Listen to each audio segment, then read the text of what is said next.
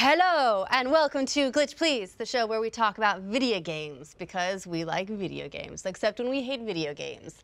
I'm Ashley. I'm video games. I was going to go with that, but I'm Ryan. And this episode of Glitch Please is brought to us by Movement Watches, and we'll talk more about that a little bit later. This week, we're going to be talking about Fortnite, which has just come out in early access. We're going to talk about some of the current events because there's a lot. We even have a glitch of the week. Also, I want to discuss, this comes up in comments every now and again. It's a great topic to discuss. Are exclusives good or bad for gamers and for the industry? Okay. So I think there's a lot we can discuss there. So we'll talk about that later. But before we get into the discussion about Fortnite specifically, what have you guys been up to? You know, I haven't played much except for some Pyre. Okay, so that's the new Supergiant game. Yes. I was a huge fan of Bastion. Yes. Loved Transistor. Yes. Pyre is their new one that's out. I haven't got to try it yet. That game Tell me is more. fucking weird, man. What kind of weird? It's also, there's a lot of good and some bad. It's also a really big departure from Bastion to Transistor. So I know Transistor was a departure from Bastion, but this is even a further leap than that. So what I don't know that they tell you is that this is like a graphic novel, a visual novel sort of game. I'm in. Ryan, are you in? No. Right, and people say, no, it's not, but let me explain. So the game, at least for the first few hours, it is beautifully hand-drawn, but it is a story about, basically you live, I can't remember what it's called, but you live in some sort of purgatory, or you're sent to some sort of purgatory, you're exiled. And then you meet up with this group of people, and you are known as the reader, because you're reading their text. But you can also read books. So that's what makes you special. And they take you aboard their wagon that is traveling this purgatory, and they are trying to complete the rites. And if they compete in the rites and win, they will get to leave purgatory and rejoin society. Not purgatory. Be reformed and all that. Talking about the downside? This sounds like I think it's called the downside, yes. Okay, so far it sounds The like upside kind of down? like Evil Upside Oregon down. Trail. It is, and it feels that way. It feels that way in a little, like in the story sense, but you don't actually get that much choice. So essentially, in that part of the gameplay, you are being told story. You're introduced to characters. You travel with your wagon along a trail that's set for you, and then people will exposition Expedite to you. Expedite to you. Yeah, expedite. And Tell you they'll tell you things. stories. Tell you things. Then your decisions are basically boiled down to, do you want to take this path or this path? And it will say, like, if you go this path, you'll find some rare shit. If you go this path, there'll be a It's pretty. yeah. And so this is the I mean, wagon. it is Supergiant. Their art for previous games Yeah. has been stellar. This is Their composer is back outstanding. as well, so the music is supposed to be really fantastic. Now this looks nothing like riding in a wagon. Let me explain. So this is the wagon so far in the game, the first few hours in, takes up about 80 to 90% of the gameplay. Okay. Every now and again, you are greeted with a rite, and a rite is the competition in the game that you were trying to beat other gangs like you to get back to normal land. And that is totally different. That is active gameplay, and it's really fun, and it's really weird. It's different. It's kind of like a sport. It's kind of almost like basketball or football combined. So essentially, you have three characters. So it's Quidditch. Kind of, yeah. You have three characters, and they have three characters. You control one at a time. Each one of them has different speeds, different attributes, things like there's an aura around each character, and I'll explain. So basically, the goal of the game is to take one of your characters, take the ball in the middle of the I think it's not called the ball, but it's called like the orb or something like that. You take that Snitch, if you will. Yes, you throw it into their pyre, and their pyre depletes in health, and once the health of their pyre reaches 0, the game is over and you win. The tricky part is you control one person at a time, and so do they. But you kind of have to play offense and defense. When you score a ball, when you jump into the pyre with your ball, like he just did, your character is banished. And what that means is they're gone off your field for a certain period of time. So you're at somewhat of a disadvantage. So you see that they only have 2 people right now. Okay, so you end up down a player for a while. Right. And you can see the little auras around people. When you're holding a ball, you do not have an aura. when you when you have an aura and you touch someone that doesn't have an aura, it banishes them. You can also right-click, and that will send out like a wave of aura, and that will banish people as well.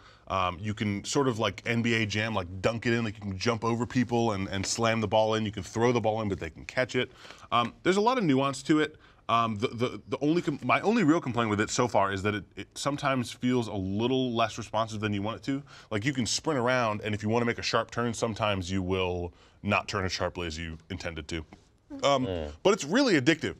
My main problem with it is, especially early on, the rights are easy, and the most fun part of the game lasts for like a minute, and then you're back to, we're gonna walk along this trail, and it's all beautiful and gorgeous, and it's well told, and I think the characters are really interesting.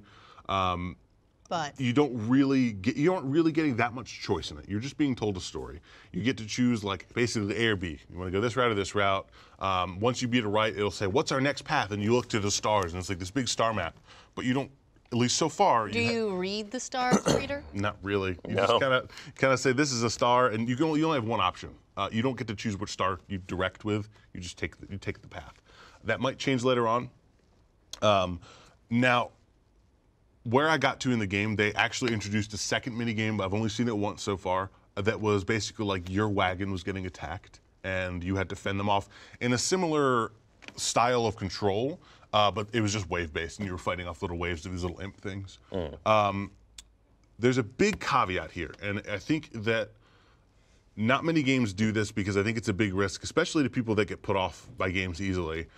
Apparently, and I will not spoil anything, other than that there is a change in the game several hours in. I think they said it's around a third of the way through. The game will significantly change how you play it, and what the overall gameplay experience is like. I haven't reached that yet because I think it's like 6 or 7 hours in, and I'm only like 4.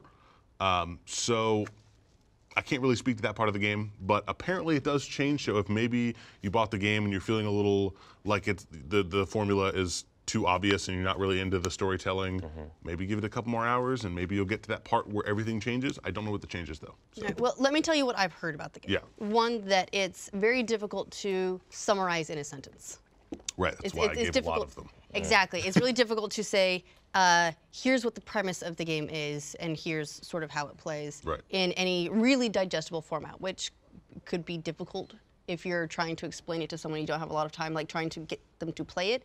The other thing I've heard is that reviewers who, because it's sort of their job, love it because they've had to go through that whole thing. They've hit the shift, they've gone through the early bit and then got through when the game does whatever change that it does and it goes on. And so once you sit through that entire experience, it's really fantastic. Right. But gamers don't have to do that. Right.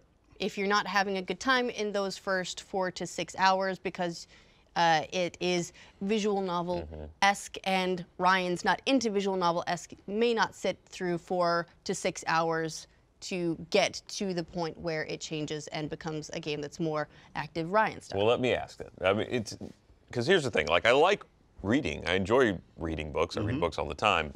My main issue seems to be with visual novels is that it's a terrible way to read a book. It's just having that like. That's just a constant interruptions. It takes me out of being able to enjoy actually the writing of it. And they very frequently tend to be really poorly written. This is well written. Okay, it's well written. Characters are well developed. They all have their own personalities. Even the way they're written, you can sort of infer accents. But it is very much that visual novel style of like character's picture pops up, their text writes across the bottom of the screen. Another character's picture pops up, their text writes across the bottom of the screen, and you spacebar through it or click through it. Do they waste your time? Because that's another huge issue I have with visual novels is they tend to be very. It goes into them not being well written. They're not well edited. It's hard to say. It's hard to say if it's wasting time or if it's trying to immerse you more in their world. Yeah. Where they're like, I think we should go left, and they're like, I think we should go right, and others, we can't decide this. We need the reader to decide it. And then they're like, you know what? You're right. All right, let's let the reader decide. Reader? And you're like, oh, we're just going to continue our journey here. But for some people, that might draw them in and make them feel like more a part of the universe. For some people, that might be off-putting. I'm not a visual novel kind of guy. I do appreciate the art style in this game. It is beyond gorgeous. I really like the little gameplay bits that I've gotten so far. I do want to push through and see what the twist is to see how it varies the gameplay, because it is good, but I don't want to sit. It's so many hours. It's so much story. I was streaming it, and for the most part, my chat sort of felt the same way, where they were like, "This is a whole lot to get through in terms of narrative." Yeah. And if you're into that, it's your kind of game probably. But if you're not, then you're gonna have to either be patient or it's not for you. Right. It's like trying to explain to someone why they should sit through 8 episodes of a TV show, and then it's gonna get good. Right. Just stick with it. I promise. Eventually, it turns. Some people willing to stick with it. Not everyone is, and you can't really fault them for that. Is there speed mode? A lot of visual novels have a thing where you can just hit a button and it goes.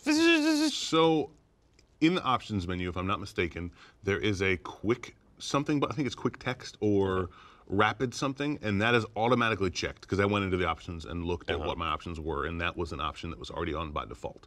So I think yes, but I don't think it can get any faster from where I am. Is the text instant or does it scroll out? I want to say it scrolls, but it's like fast enough that you couldn't read it. It's not like it's like It's faster than your speed anyway. Right. Okay. It still bothers me because, yeah. Well, I mean, you're not going to read. You won't read faster than it's displayed, most likely, unless you're. I don't know. Ryan fastest thinks he's reader reading ever. fast. Well, it's not so much about how fast I read. It's just I don't know. It hurts trying to read things that aren't just there. I get feel it. you. That's like you never want to hit the point where your eye hits a dead stop and has to wait, and it bugs me. I don't like it. I get it. That's one of my major. Well, those are all my major gripes with visual novels. Badly written, badly edited, waste your time. I think and not a good way to read. Everything about this game so far has been made well. I don't think that Supergiant has done any wrongs in terms of that, aside from maybe a little bit of the control, but I think that's just me fighting momentum. So if you like visual novels, I think this is a very well made one, and it also has, I don't want to call them mini games because they're more robust than that, but they are.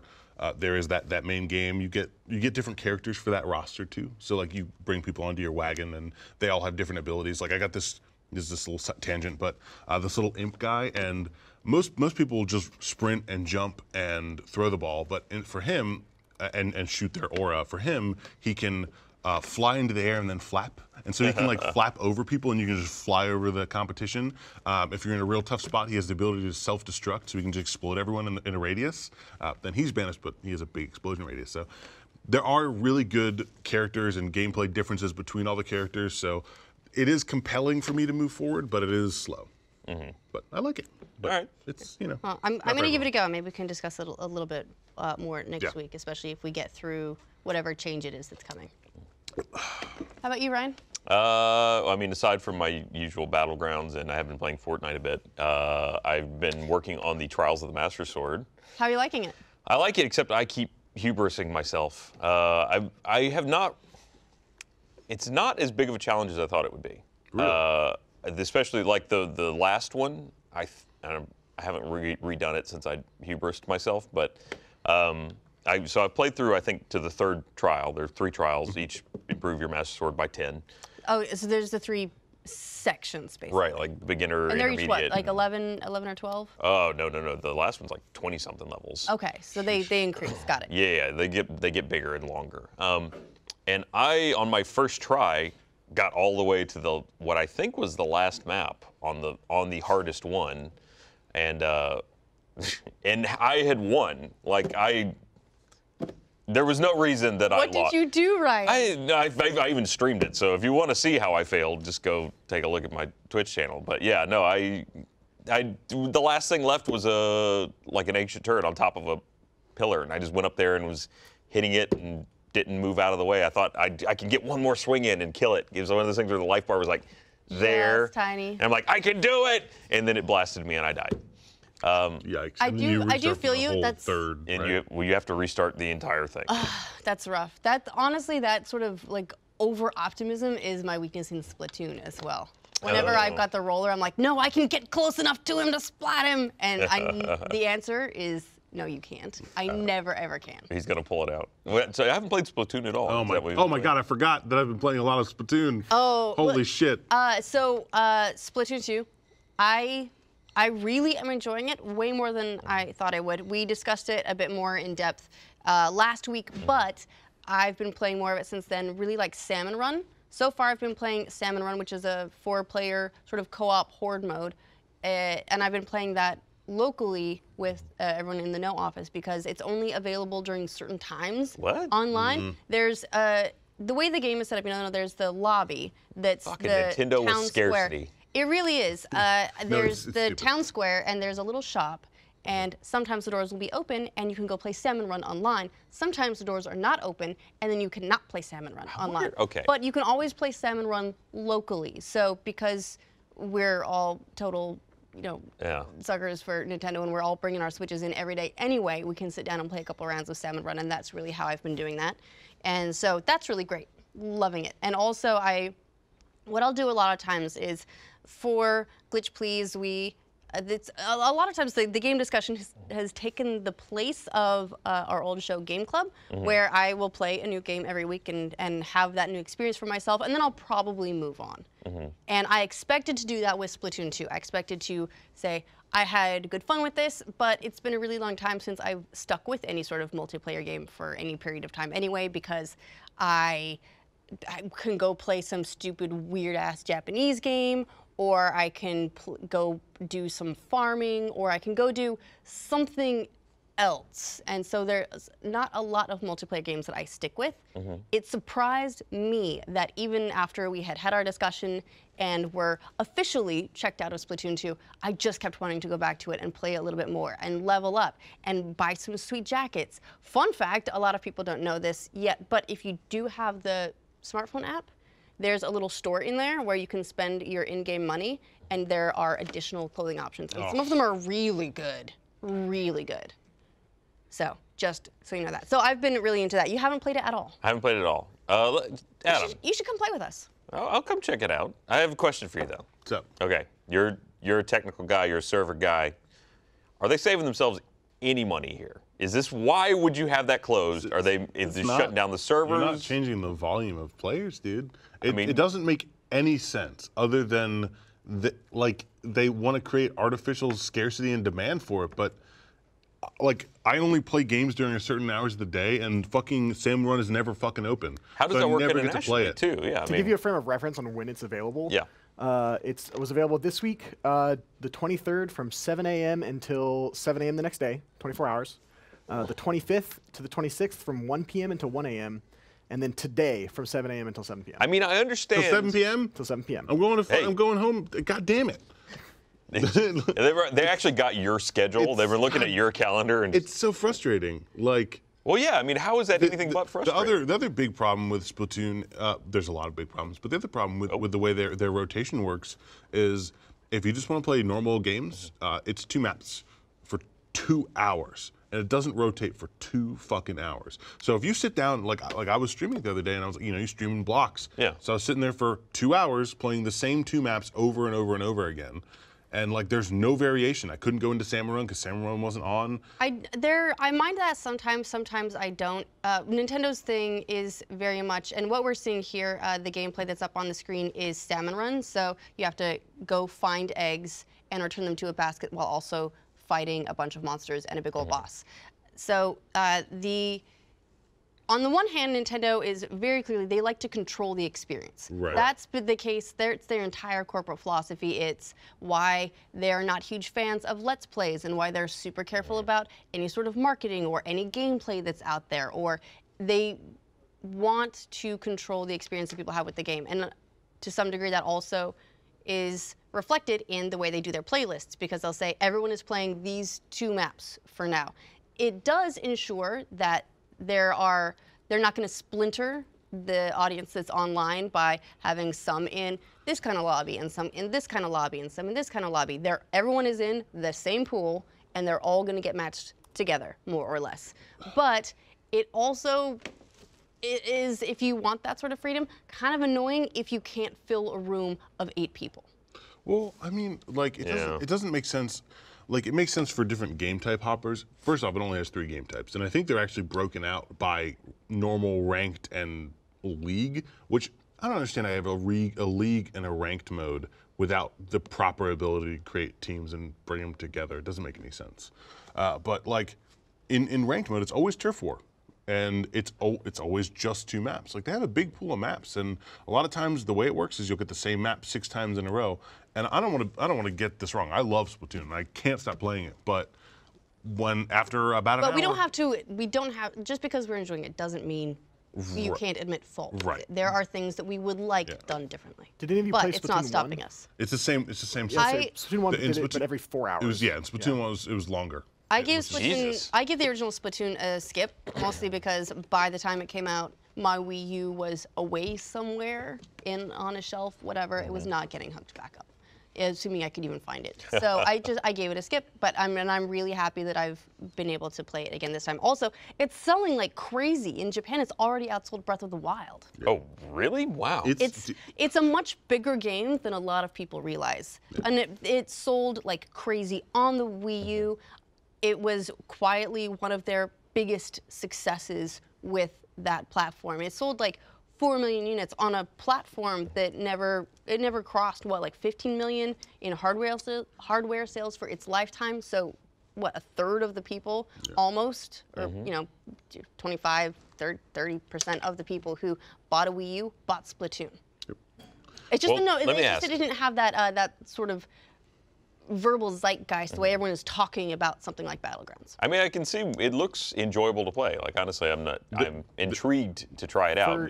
For Let me Japanese ask, though. retail, Splatoon 2 sold an estimated 670,955 copies first 3 days.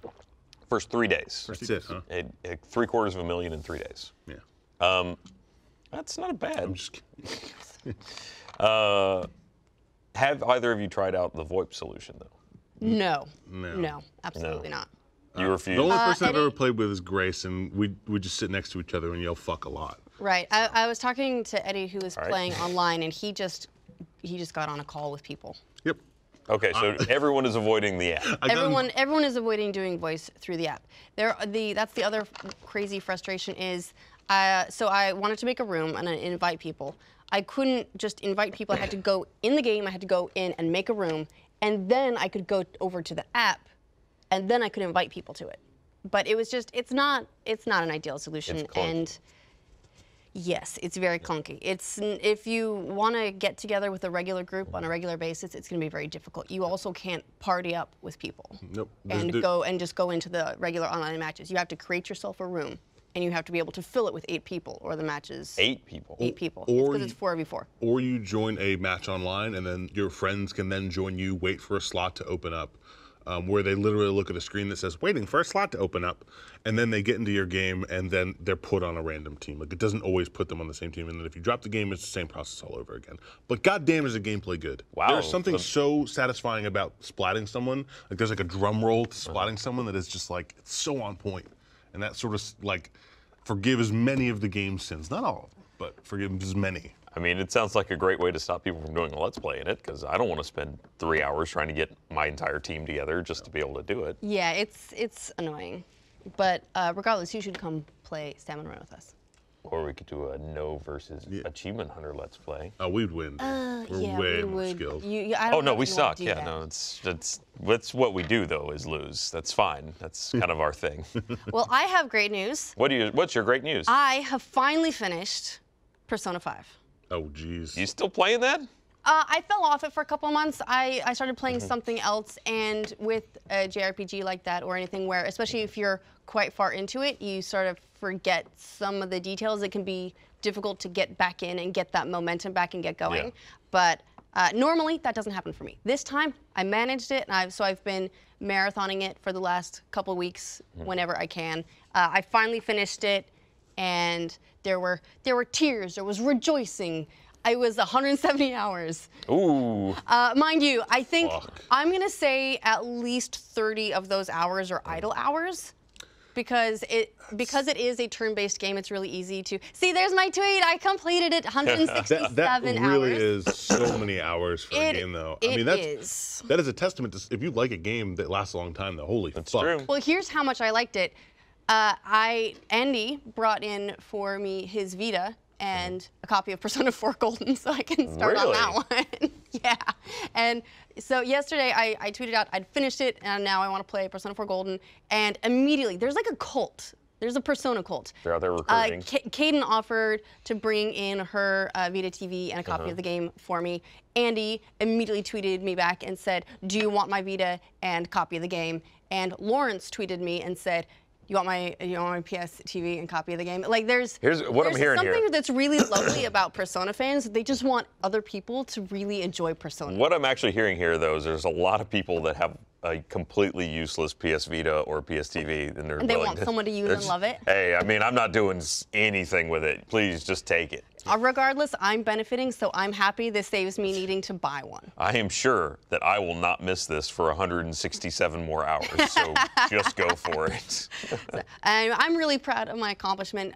A lot of the times these days, I just don't finish games.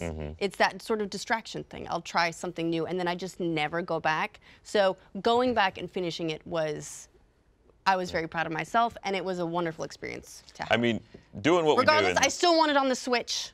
I still think this really? is... Really? Oh my God. Play it again? Oh my God, I'm probably going to play it again anyway because I get that New Game Plus. I can max out all of my confidants, go for that platinum. But it's the kind of game, which is why I'm probably going to play it on Andy's Vita as opposed to PS TV was Vita TV, PlayStation TV, whatever. I don't know. The gameplay just lends itself so well to being able to pick up, do a couple things, and then put it away that I think it would really benefit from something like the Switch. It admittedly was difficult a couple times to be sitting in front of the TV for so many hours, and I was just a slug. So it'd be cool to be able to just pick it up and make a little bit of progress wherever I am, whatever I'm doing. But I finished it. Good job. Congratulations. Thank you. Thank you, everyone. Thank you. Hey! Thank you. You know, I didn't even think I'd be nominated for this award. But I'm happy about it. I can move on with my life and play some other games. Like I want to play Pyre. Gonna get you into Splatoon. It's gonna be really fun. That's right. But also Fortnite. So we should probably discuss that. Let's do it. It's about time.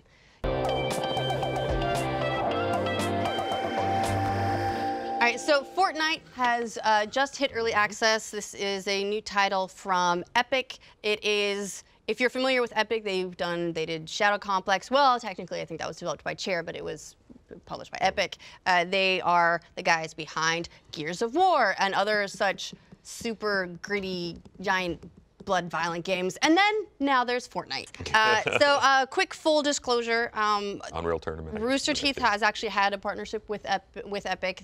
They've sponsored a couple of different Let's Play groups and so on. Glitch Please in the Know is not one of them. We actually don't take endemic advertising. We won't take sponsorship from video games specifically because we don't want it to alter what we have to say about the games. But thought you should know that Rooster Teeth as a whole has done some sponsored stuff with Fortnite so that you can be informed and take our thoughts with the weight that you feel that they deserve as a result. But the game... Including Achievement Hunter. I did do a sponsored Let's Play. I'm not an Achievement Hunter right now. So. Today you are the No.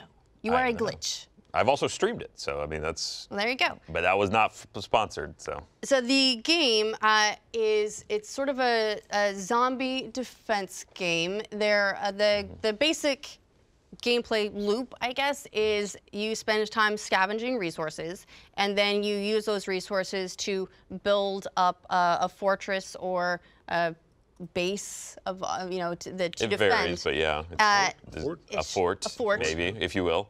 And then a crazy magic zombie storm comes, and then you spend time defending your fort from the zombies, with the goal being to survive. Essentially, it's like a countdown or a period of time, but you have to survive.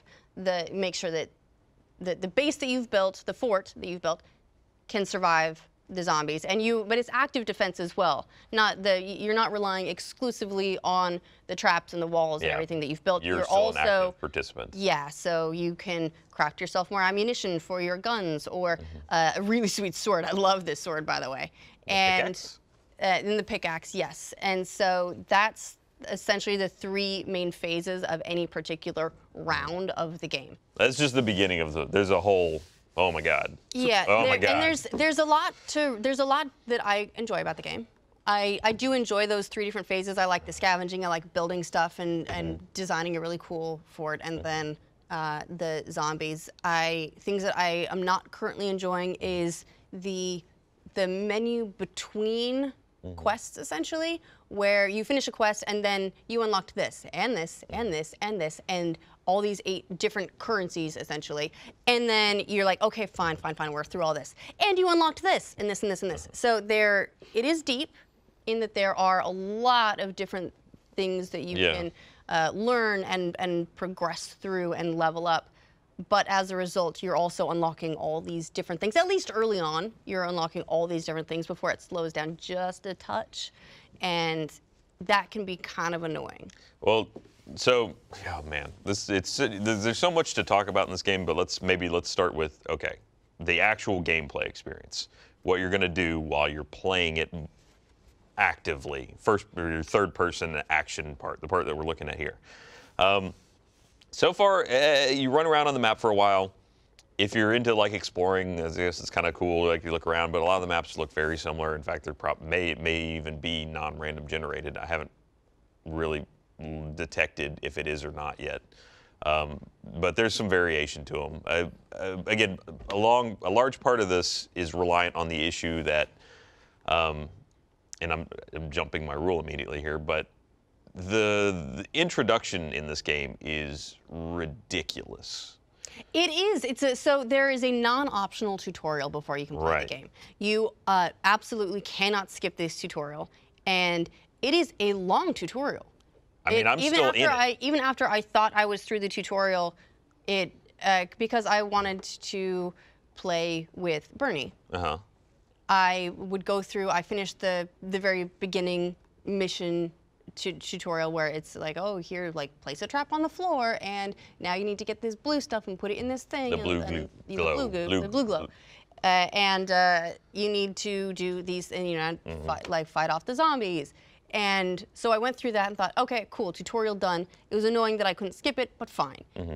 And then I tried to join us into a party, and it says, no, you have to finish the tutorial first. I still hadn't finished it, and then had to go on and do more before I could even get in a party and play with him. I mean, the footage that we're seeing right now looks way more interesting than anything I've done yet, and I've been playing the game for hours. Oh, really? Yeah. No, I mean, this is, whatever this is, this looks actually pretty interesting. The problem I'm having is, I mean, this guy's building tracks and stuff. All I've gotten to do hours into the game so far is I'm still unlocking, like, if you still have portions of the game that are locked, and I'm not talking about like skills and things, but like this is a major gameplay element and you don't have access to it yet, to me you're still in tutorial. Right. And that is where I'm still at. I'm still like, okay, I got to do another quest, and in the quest progress, it's rolling things out so slow and tedious. Like, all right, now you have a defensive survivor squad. Hooray! Don't know what they do really. It's also really not necessary because the basic mechanics of the game,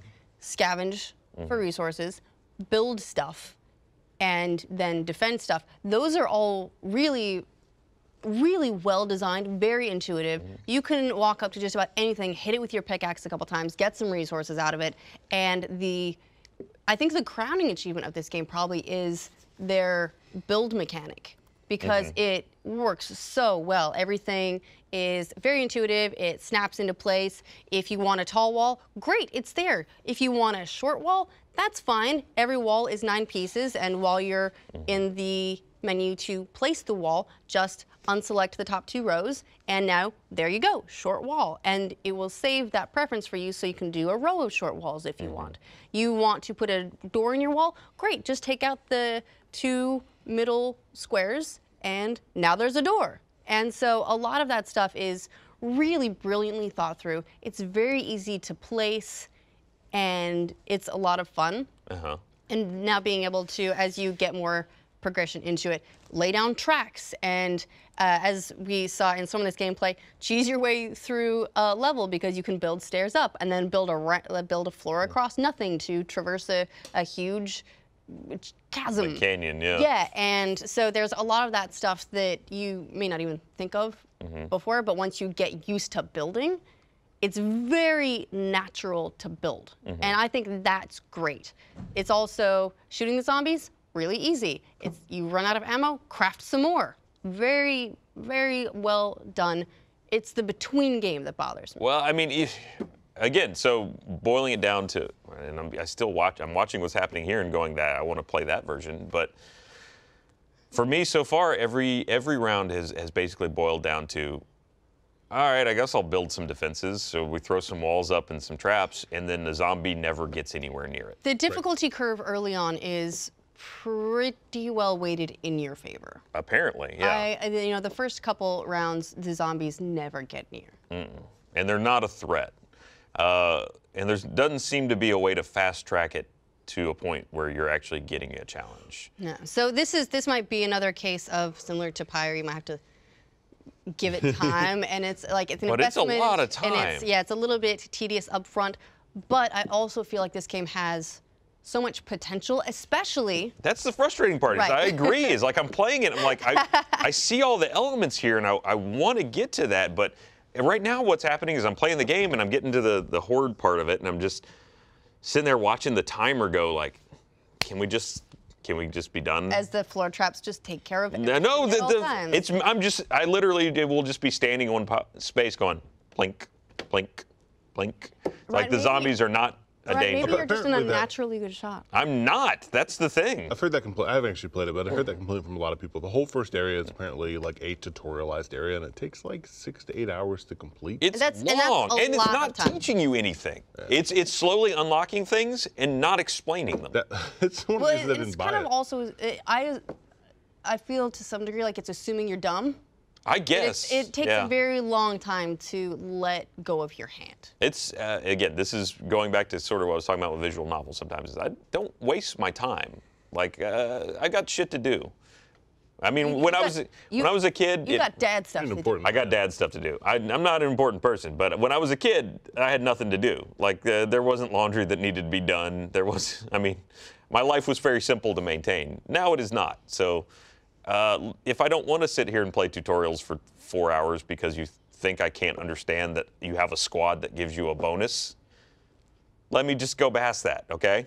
They're not displaying their gameplay well by forcing you to play the same lame version of this game for 8 hours. Do you think that's why they're in paid early access right now, so that you can pay to solve their problems for them, and then they'll fix them and put it out for free?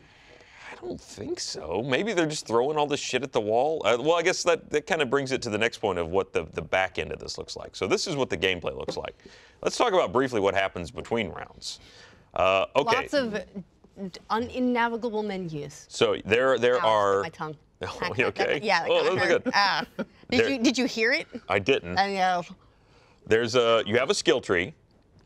That is divided into 4 tiers. You have a bunch of skill trees. Yeah, it's a skill tree, and the skills. You have a skill forest. They're basically not really interesting. At least to the first tier of skills, I see nothing there that's like, man, I'm really working towards that. It's just like +2 to offense, or it's not skills. Like there are some of the 4. There are 4 character classes. They're not distinct and interesting in any way. All I know is the one that I'm playing sucks. Which one are you playing? It's so when we did the stream, we each kind of split off to take one. There's a soldier class, there's a constructor class, there's what's called like a pathfinder, and then there's soldier, constructor, ninja, and outlander. Outlander. That's Pathfinder, Outlander. They kind of use both terms, I think, in the character. Maybe my character is like an Outlander Pathfinder or something. Yeah, because I think there's like subgroups. Like there's a support character and so on. Anyway, the one I've got, his ability right now is he can teleport. He can put down a llama that you can get together and whack for resources. And he can put down like a little Tesla tower that'll zap zombies for 6 seconds. Fun. But to power the llama and the Tesla coil ability, so guacamole. This here, what we're looking at. This is nothing. There's so much more than that. Yeah. Yeah. Also, obviously, character classes. I see so many of the same portrait. Yeah. No. There's a lot of overlap. Everything has rarities. All the schematics you get have rarities. The normal spread. It reminds me of The Price is Right. Gray, green, brown, or gray, green, blue, orangish, ochre, whatever this color is. All of your survivors, which are people you can find to put on squads to give you bonuses. There are heroes that you can have, which are your playable characters. There's schematics for weapons and traps.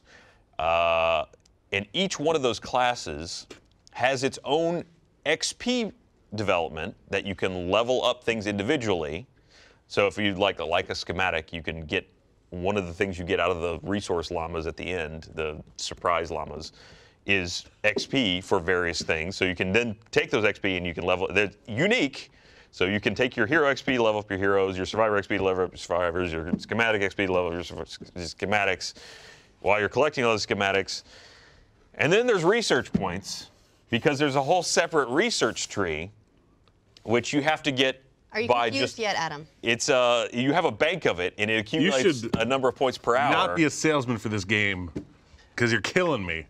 I wish I'd prepared for it, because I walked through it on my stream the other night where I was like, this is, okay, here's all those skill trees. Here's all the research trees, and then here's all the heroes, and here's all there's so much garbage. It's like they, instead of making one or two trees that had really good stuff in it, they're like, let's just fucking throw it all at the wall. Now, the flip side of this, and this is something that I haven't encountered for myself yet, but we did speak with the Fortnite guys at E3, and they said that part of that is because there are so many progression paths.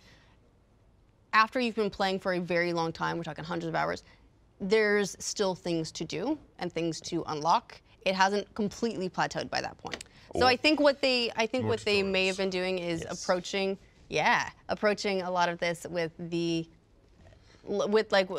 thinking of the guys who play for hundreds and hundreds of hours. Great, but make it fun for me now. But yeah, as a result, it's sort of front-loaded to be overwhelming. I do appreciate. While also overly hand-holdy. I appreciate they want to make the game last long, but like looking at that, it reminds me of like looking through the thousands of menus in EVE Online, where it seems like unapproachable, like completely. But I don't know, like it's so pretty, like it looks so good, looks like fun to play. I do like the art style. Yeah, it's the kind of I have a serious hard-on for stylized graphics. Yeah. And this nails it. It's fun. It's cheeky. It's not super scary, so I'm not worried about a 12-year-old playing it. It all looks fun when you put stuff together. It looks like it belongs together. Right. Like a building, all the walls will look like they go together, and all that looks really great. The zombies are quite fun, and there's combat text. That's my favorite. I'm not even joking. I mean, you mean when the numbers pop up telling you how much damage you did? Yes. The bars are pretty great too. Like when it shows you as you're scavenging something and it goes down, you see the health go down. Yeah, it's all that to me is pretty like, intuitive. it's the best way to see like I'm getting better. My numbers went from Slowly 1,000 to 2,000. And believe me, if you like that kind of thing, there's so many. I've got hundreds of schematics already, and I don't have a good way of really deciding which one's better, which one's worse. Again, I'm throwing out all this negative stuff, and I feel like there's a game there that I want to play, and so far they're keeping me from doing it. Sure. I don't know what's wrong with the way they've got it set up, other than it's just not. Takes too the long. pacing is wrong. The Yeah, pacing I is think very wrong. I think the early pacing could be picked up. Again, I've the heard, games, and people were telling me. I'm sorry, I didn't mean to interrupt No, you. continue. I was going to say and to add on to the pacing woes, what I've heard is they front load you with a lot of stuff, like you get unlocks and all this stuff, and then after that it's just dry spell. Like they come to a real hard stop where you just stop getting things. Oh. Yeah. So. What? Well, again, hey, we're working on the long play. Play it for 100 hours, and then you can have stuff. All right. I'm going to give it a little bit some more time, I think, because when I play this, I just think how much fun I'll have playing this with a team of 4, which conveniently I have at home. Everyone, just so you know, if you're an adult, you can make your own team. It's going to be a couple years, but eventually you can do it. It's actually really cool to be able to, hey, kids, over this way, play games with us, because that way I can fill out a 4-man team. This is not really convenient. And not also, an endorsement to get kids just so you can make them play your games. No, it is. It is. I don't know is there a better reason to have kids? They're pretty cute in pictures. Of an extra bonus. Mine give back rubs. But so far I like the idea of what I can play with a 4-man team, with everyone coordinating, putting someone on scavenger duty. I already know who's going to be the builder, and I already know who's going to be standing in front of the builder to keep them alive when the fighting begins. Spoiler alert, it's not me, because actually Teddy is really good at both the building and the shooting of people. So what would you say you do here? I will scavenge. But it's got a lot of potential. It is slow to start, could be a little bit painful. But again, the game it's not out yet. This is in early access exclusively through Epic's launcher, which again is kind of annoying. They've got a couple different tiers of the game. I got the base game that's $40. Bernie got the super crazy limited edition, whatever. It's $150, but it comes with 2 additional standard editions so that we could get our round 4. So I could see it being a little bit expensive for now. It is apparently in 2018. It's going to be they want to go with a free-to-play model, and maybe that will help for a lot of people to offset the tediousness early on because it's free. Yeah. Well, maybe that's part of the issue. Is it feels free to play a lot of times. Like if you think World of Warships or World of Tanks, things like that, the progression feels really slow and it has a lot of that depth to it because they're leaving that hook there for like, buy the credits all right, now you buy some money and things will move a little bit faster for you, honey. So do you think this is leaving that open for? It feels like that now in a game that you purchased. But you can't even if you wanted to spend money right now, there's no cash up to buy progression. I mean, you could buy some llamas and bust those open and get some more stuff. 1,000 different XP credits. And I'm saying a lot of negative things. I do really feel like there's a game there. Something interesting to point out is apparently it supports cross progression between PS4 and PC. Yes, and if Xbox is not included in that list. Oh, and if you pick up a copy for PC, you get it for PS4 if you link your accounts. Oh, okay. Cool. So that's actually pretty handy. But overall, I'm going to play it some more. I'm interested. I think it could be a lot of fun if you have people to play with. Even if you don't have 4 people, it'll match you with people online. It's very hard to play it. It does not dumb it down much. So if you really want challenge, just play it with no people because it does get harder that way. Yeah, so you can do that. Yeah.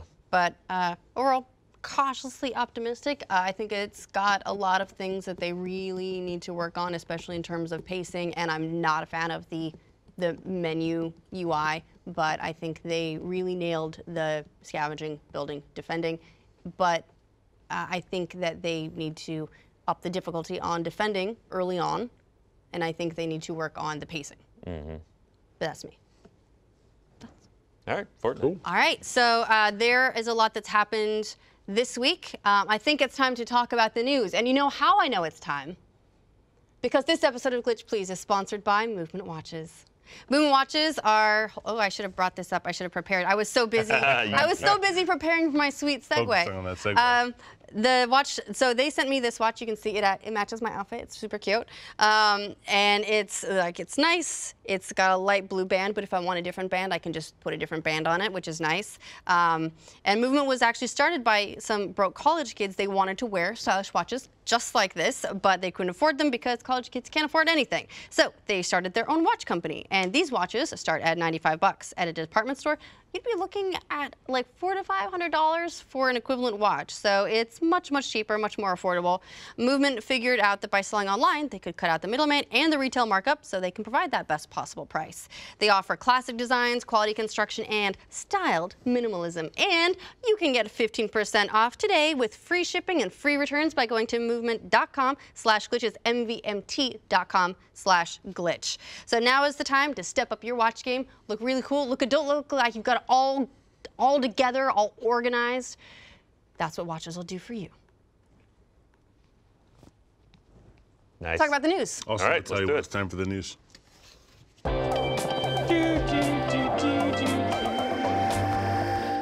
Okay, goodness me, things happened this week, and there's a lot of kind of crazy stuff to talk about. So, first of all, let's talk about Pokemon Go Fest. Oh, no.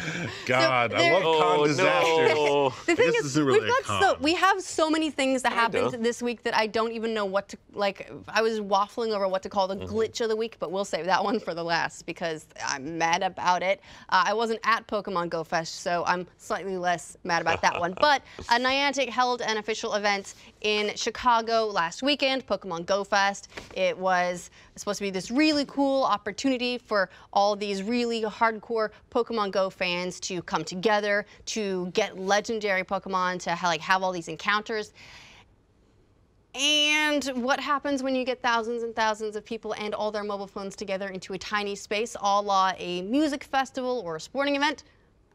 Nothing works. Man. And that's exactly what happened. No one could connect to the game. Everyone was having a terrible time. When the CEO of Niantic would get up to make a presentation, everyone was just booing him. And this isn't a joke. It's not like hyperbole or overdoing it. They were just chanting like, "We can't play, we can't play," they were not and happy. Well, a lot of people traveled. A lot of people spent hundreds of dollars, who knows how much on a flight, and then lodging, and then the entrance to the event was reasonable. It was a $20 wristband, but a lot of people were buying them secondhand, so there was markup. Some people were paying hundreds of dollars for their wristband. There. You were in Chicago, and you didn't go to Pokemon Go Fest? I didn't know Pokemon Go Fest was there. Really? I could have covered it live. And no, you couldn't have, because that would have been even better. And so there are a lot of things that contributed to this. One is that the phone companies, the mobile phone service providers, with the exception of, I believe, Sprint, no one brought an extra. They can bring those. Yeah, they've learned for those mobile E3. towers, essentially. They've learned. Yeah, anytime there's like an E3 or there's a crazy NBA playoff game, a lot of them they will bring mobile towers in the form of these trucks to the events so that people can get some kind of service. Only Sprint provided one. I guess Niantic did call the companies and say like, "Hey, we're doing this event," and the companies were like, "No, it's cool, we can handle it." None of them could handle it. Dude. And on the one hand, that's a little bit on the mobile phone companies, but I also feel like if you're running an event like this, and this is like every event runner's absolute nightmare.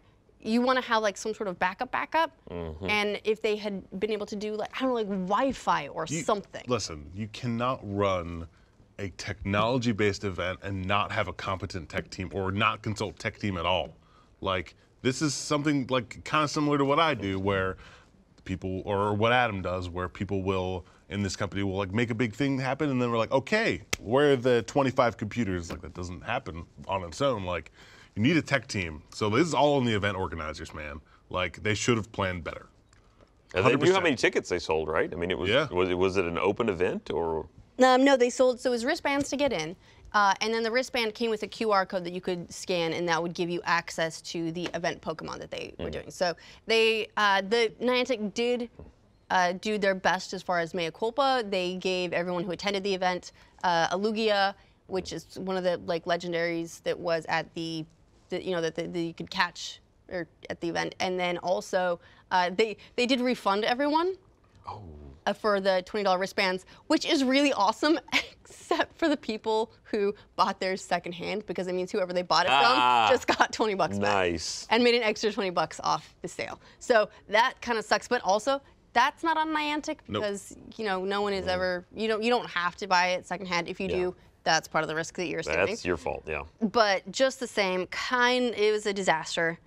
Also, I think Niantic servers did also go down during this event. I don't know what the cause of that was, if no one was getting on the game. Maybe it was, do you think it seems like such a risky event to organize. If someone just wanted to DDoS Niantic servers during that day, they could have all the self-service they wanted, but the servers are down. It seems What insane. do you think the general feeling behind stage was there that day? It's just they watched the whole thing crumble. Well, it's a very difficult thing to be doing an event and see things go wrong like that, and we're not immune. RTX Day 1 this year, there was an issue with metal detectors getting into the expo floor, and we managed to fix it for Day 2 and 3. But that initial morning was a rough morning for everyone as they figured out a workaround. So those things do happen, and once you're in it, we can everyone says we should have planned better, but you have to face what's in front of you.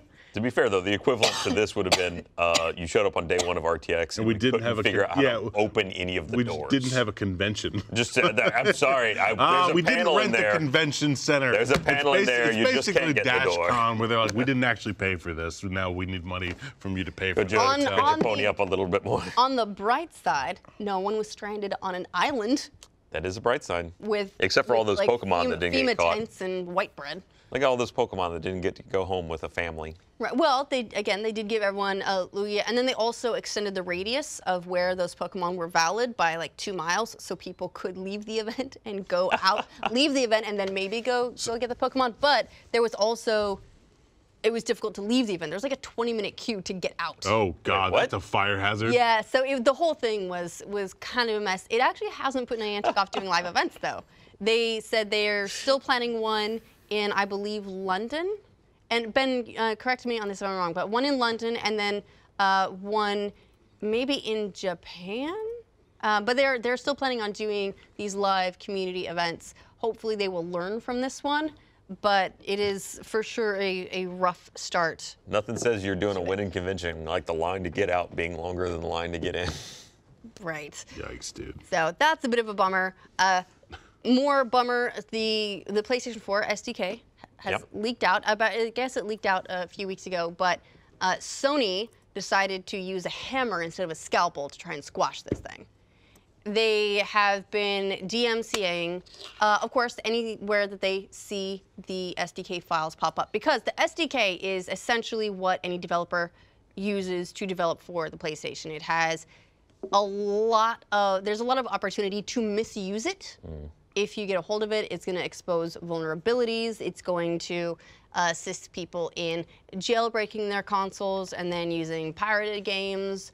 I mean, on the bright side, it may spawn a very healthy homebrew scene for PS4, but that's not something Sony would want. Not something Sony wants, and so they've understandably been trying to contain it. However, as a result, they've DMCA'd not only the files themselves, but discussions of the files, like discussions that the SDK leaked. And in at least one case, they DMCA'd a completely unrelated, like unofficial, self-developed sort of PS4 SDK. That's not related to their thing at all. They just searched PS4 SDK and must have gone down the Google search results and just DMCA'd anything they found. So like they turned it over to like Nightbot or something. Just take them all down. Just anything that says it. Yeah. So a little bit on the one hand. Here's the word. Go. On the one hand, very understandable defense of your IP, trying to keep your ecosystem intact. On the other hand, really overstepping legally by censoring discussion, which they can't do. No, that's serious First Amendment problems. I mean, you might as well be trying to censor news posts. Right. I was actually. We reported on this. We reported on this. I was legitimately wondering if they would DMCA the video, because when we reported on the fact that No Man's Sky had leaked, they DMCA'd the video.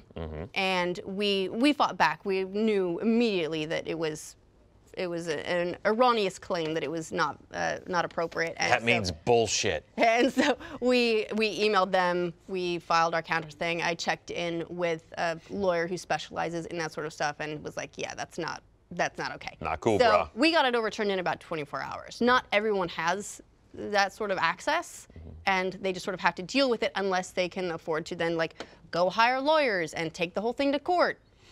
It's an unfortunate strategy for a lot of companies now that if the other guy can't afford a lawyer, you can do what you want. Now people are actually passing it around on CDs. Right. We're going to go back to the good old days, just like here's a thumb drive. You want some contraband SDK? It's like, hey, you want some SDK? I got some pure, uncut SDK right here. This is some prime Sony stuff. So we'll see what ends up happening there, but it's so far I'm not terribly happy with them. I think it's an overstep that they should have been better about, and it unfortunately just has echoes back to like maybe like early PS3 era Sony, when they were like, maybe it's late PS2, when they were like basically arrogant Sony. Yeah. Because they seem to go through these sort of waves where they get really arrogant and they figure they can do anything, and then they lose a lot of goodwill with gamers, and then they sort of check themselves before they wreck themselves. They turn it around and they become very pro gamer, and then they sell 60 million PS4s, and they figure, hey, we're number one, nothing is gonna change that, nothing's gonna touch us, we can do pretty much anything that we need to do. And then there's that risk that they're gonna get into that arrogance again. And this is just one of those things that makes you sort of worry that that's the way it's headed. I mean, I will say that there's a solid argument to be made for that being bad, for that to be out there. As you said, those kind of exploits can lead to a lot of things where gamers would have a bad experience if too much of that got exploited. And I do agree. I think that if you want to try to take down anytime those SDK files pop up, that is your legal right. That is copyrighted. That is your IP. Take it down. But you can't censor discussion about it, and you can't just go censoring unrelated stuff. You can't not check what it is you're trying to get removed from the internet. Yeah, do your due diligence. Exactly. And speaking of crazy people doing crazy things that maybe not make gamers happy, Battlegrounds is adding microtransactions. After they said that they wouldn't talk about it or do it in early access, said they would they're do it like, in early we're going access. to do it afterwards. They have been pretty honest that they intended to add microtransactions at some point. They did say that it would be post early access. They did also kind of say we'd need to test it before we roll it out, and that's sort of what you do in early access. So I understand that, but they are putting a price on them, as opposed to just making them $0. So they're starting with during Gamescom. They're going to have 3 different sort of crates. There's going to be 2 free crates, and then there's going to be a Gamescom special. And that one will have a cost. I believe it's $2.50. Ben, correct me if I'm wrong on the exact price. But each crate, and they'll have access to like unique outfits. It's all cosmetic. Yeah. So in the scheme of microtransactions, it's not making it pay to win. It is, unless they give you like super crazy awesome camo that's better than anything that you could ever possibly get in the game. So it is cosmetic. It's not going to be some crazy guns or the billion ammos that you can just take with you and wreck shop with. But it is each crate, I believe, has 1 clothing item. So to unlock an outfit will take you out at a minimum 4. And so you're talking if RNG is kind to you, if he blesses you, then it will be $10 basically to get like an outfit. I mean, I'm gonna go for it. Pub is very based on seeing enemies and things like that.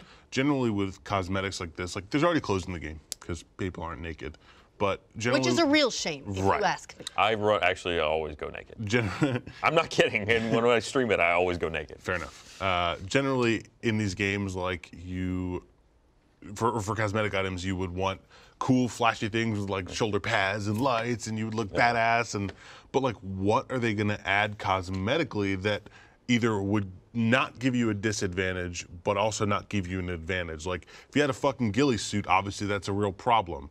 Which is an item in the game, but you only get it in boxes. So, I mean, that exists. Right. So, like, what could they add here that's not just like a pub shirt or like a Twitch shirt or something like that?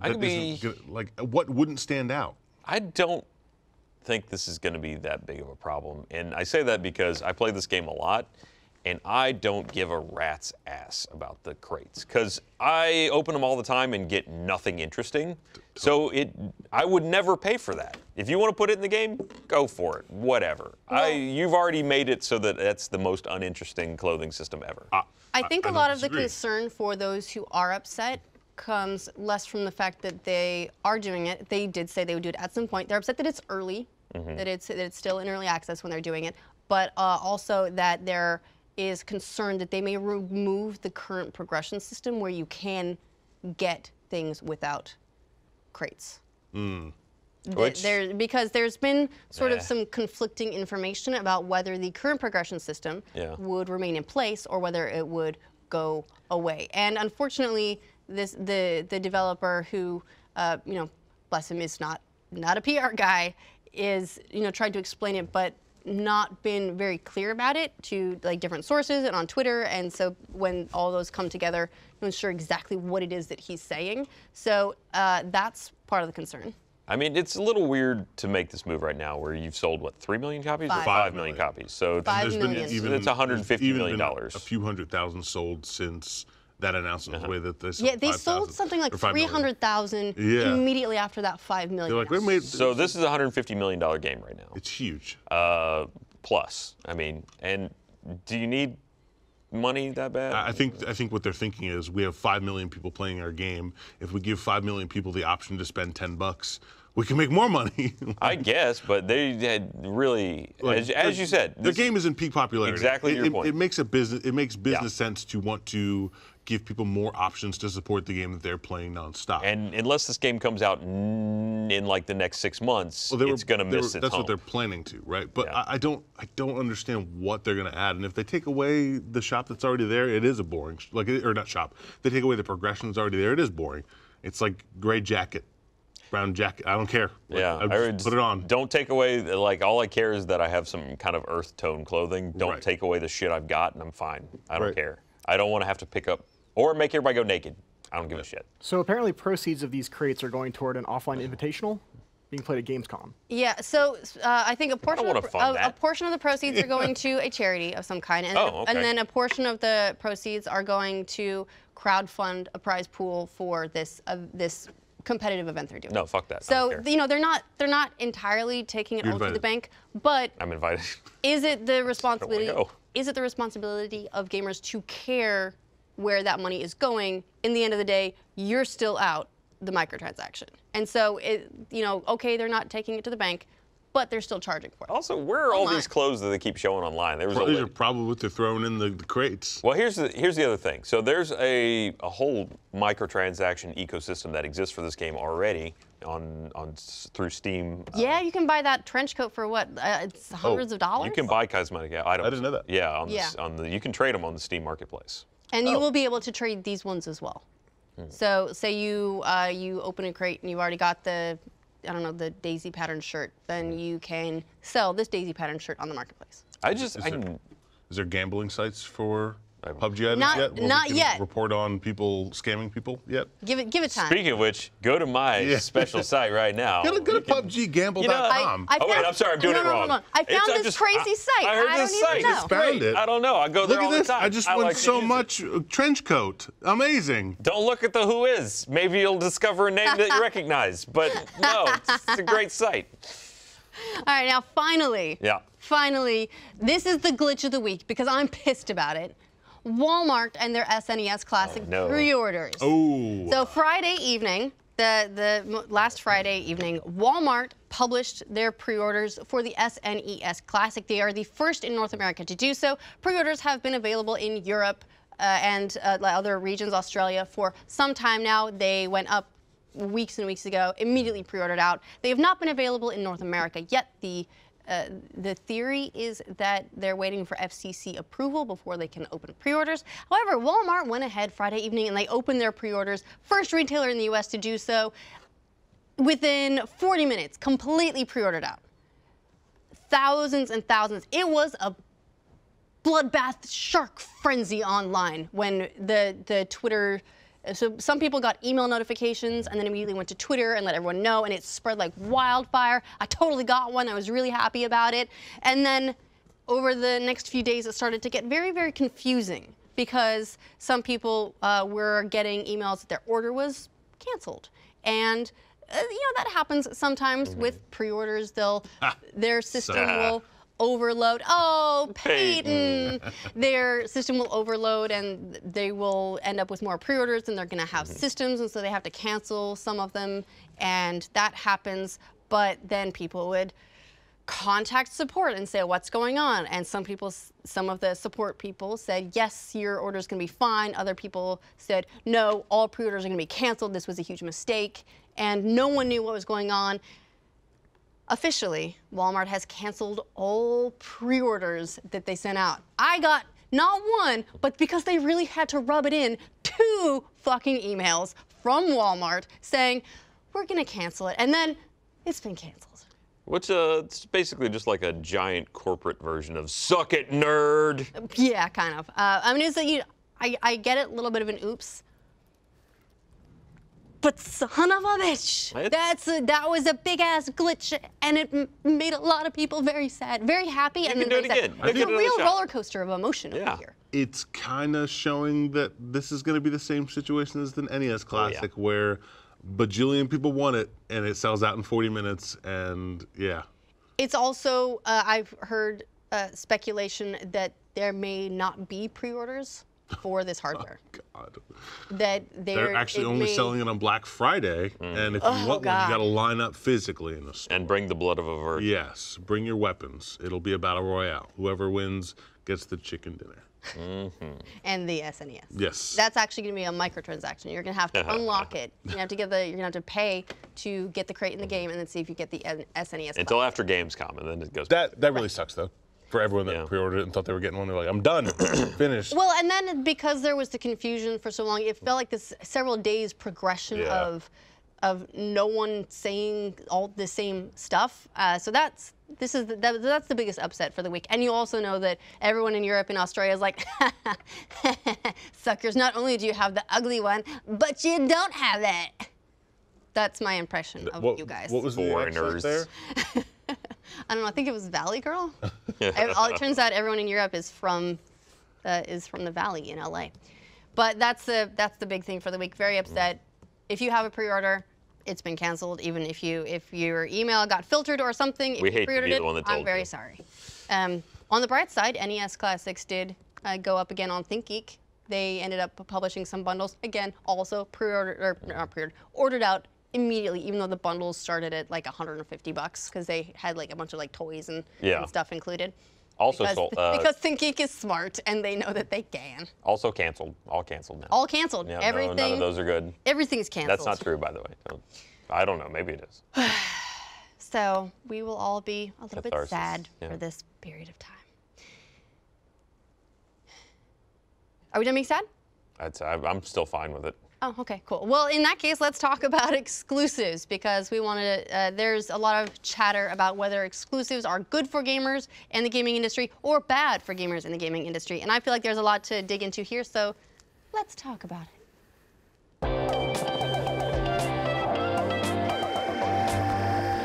All right, so there's been a lot of discussion in light of things like launch exclusives or for example, and we're mostly discussing in relation to console here, but so for example, when Battlegrounds comes out, it is going to be at the very least a launch exclusive for Xbox One. They're being really cagey. They haven't confirmed that it's Xbox One exclusive, but they haven't announced any other platforms besides Xbox One. So it seems like they might be under contract not to talk about it yet.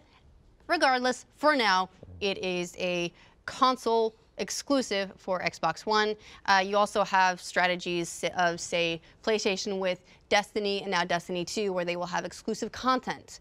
And there seems to be this increasing volume of to some degree, saltiness, upset, FOMO, I suppose, with a lot of gamers saying that exclusives are anti-consumer, that they are bad for gamers. They're bad for gaming.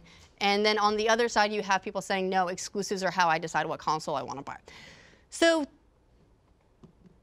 I mean, my personal opinion on this is that from a business perspective, that was a serious, that was your elbow? Yeah. That was impressive. I'm an elbow cracker. There's a lot of, I think exclusives are good. I think they're necessary, actually. Good or necessary? Because I think they're necessary. I think that they're necessary and that they are a good way for publishers to create a value proposition for their platform. Totally. I would agree with that. I think maybe my issue with exclusives right now, I think it makes total sense to have exclusive titles. That's how it's always been. I mean, if you want to play Mario, you got to play Nintendo. I mean, it's not something that's new or cropping up lately until the developer goes out of business and then all their titles go to another platform. But the thing that bothers me more is segmented content. Like Destiny is a good example. It's like, yeah, everybody can have the game, but this group of people can have this extra stuff. Yeah, that bothers me They more. get the proper game. Right. Well, it's not even proper. It's just like, that is literally, having exclusive titles is just like, okay, that makes sense. That's a business kind of thing. It's like having a tiny niche exclusive content feels like it's just like. Well, I think it. I think the Destiny To quote thing is, Gavin Free. I think the Destiny thing is a byproduct of they wanted to just have Destiny on PS4, but All right. they were like, you can't Bungie pay us. You said can't no. pay us quite enough. Like, so then they gave them a couple items in the strike. But I also agree that I think it's necessary, because why would you choose one console over another if there wasn't exclusives? Right. I don't know that the market could support multiple consoles if everyone can play every game on any platform. What it's going to come down to is one specific piece of hardware will dominate the market, because honestly, probably because it's either the most powerful or it's the Looks the best. yeah, either it's cosmetic. the most powerful or it's like the cheapest. But I mean, either way, you're going to end up with one dominating piece of hardware, and it's not dominating because of its game's value proposition. It's dominating because it took a loss for the first 5 years, or practically gave the console away for free in order to stifle, in order to basically Competition. like push out the competition, which then, if you don't have competition from multiple platforms, then there's no reason to be competitive. And I think that if that's the case, gamers would lose. I mean, that's what we're dealing with broadband in this country, right? Is they've been allowed to become exclusive, and so they don't have to try anymore. Right. I think it is hard for people to see that benefit, but competition does drive prices down, does keep costs of games low, does drive people to make better games, so that first party Sony And better is platforms for games. Right. They're always trying to make their product better to entice people to play it. If Sony was the only people in the game, you'd have a shit console. But it is. I can see why people are frustrated by it, because if you buy one console for the entire generation and you're stuck with not being able to play Halo or something like that, that's frustrating. But that's also the choice that you're making. It absolutely it's one is. of the But things that you need to weigh when you decide what platform to purchase. But you don't know that stuff necessarily going into the console. You may know, okay, Xbox is going to have Halo and maybe Gears of War, and PlayStation will have God of War, but until you didn't with PS3, you didn't know Last of Us was coming out until the end of that Or generation. Zero Dawn. I mean, Right, I think Zero Dawn was announced. No, it wasn't. You're right. But you don't necessarily know every single exclusive that you're going to miss out on or get. But it is. I think it's also it's frustrating a lot with things like the Oculus and the Vive, because at least to a PC owner, there's never been exclusivity, and then you get one of these pieces of hardware, and it's like, well, I can only play this on my Oculus monitor, unless I run Revive to make it work. So I can see why people are really frustrated by it, and I'm frustrated. well, by and it. that's a niche market that is still struggling to find a foothold. So Totally. fracturing it at that point just hurt it. There was no good benefit to that. It didn't drive enough people, I don't think, into the Oculus marketplace. Clearly not. They're priced at $400 right now. Man. Yeah, whereas they used to be $600 plus 150 or so for the Touch. Yeah, I Touch. think it was $200, right? Because it brought The it basically Vive? up to the cost of the $800 cost of the Vive once you included that. Yeah, so it was basically like $800. Then they bundled those together, so it was $600, and they dropped it even further to $400. So clearly their strategy is not working well, but it is frustrating. But like you said, competition is important. Otherwise, we'd have shit consoles and shit games. I mean, what it comes down to, or what I see when I see those sorts of comments and people saying exclusives shouldn't be a thing, is it's those people who bought one console and they're now mad that the other console has a thing that they want. Right. Which, I mean, if you don't have a lot of money, that's a totally legitimate feeling of legitimate jealousy. Feeling, but you didn't buy it. You're not entitled to. You're not entitled to every play game. This game. Totally. And you are playing a superior console because that other console exists. Yep. And exclusivity, you nailed it. If all things were equal, if all consoles were equal game-wise, then it would just be the most powerful and the cheapest that won. And then once no one else could compete with them, this is happening right now. If you want an example of this, look at Amazon. Amazon is driving smaller stores out of business because they're undercutting prices. I'm not complaining. I love Amazon, but Jeff Bezos. You love him now. As long as they stay good. As of today, by the way, was announced he has now surpassed Bill Gates as the richest dude in the world. So he's making money somehow, but a lot of that is stock, and stock is not necessarily based on something. How long has Bill Gates been the richest guy in the world? Dude, he's been he's been giving it away for years. Yeah, he can't get rid of his money fast enough to give up that spot until now. But you know, Amazon's recently been coming under fire for some anti-competitive practices. Like, so they had Prime Day, and that was their whole crazy, like, look at all the really kind of mostly lame shit that's on sale a bit. But they have been accused by manufacturers of products of bumping the prices before the sale so that then they could artificially discount it without actually losing any money by doing so. You know, it's something that some games have been accused of doing as well. It was, oh gosh, I forget. We reported on one developer that was alleged to have done that immediately before a Steam sale to bump their price and then discount it back down to its original price while looking like they were being so magnanimous. But you know, when that thing sort of happens when no one can really stop you, and so the more competition, the better off consumers are. You might not get a specific game, but overall, the console ecosystem is better for it. Make friends, and remember the games that you really want to play, and I guarantee you, you wait 5 years, you can pick up that console for cheap and that game for cheap and play it later. You may have to wait. It won't matter in 5 years. It won't. They'll be bigger and better, but you know. Yeah, and in 5 years, in 1 year, you'll probably have forgotten about the game.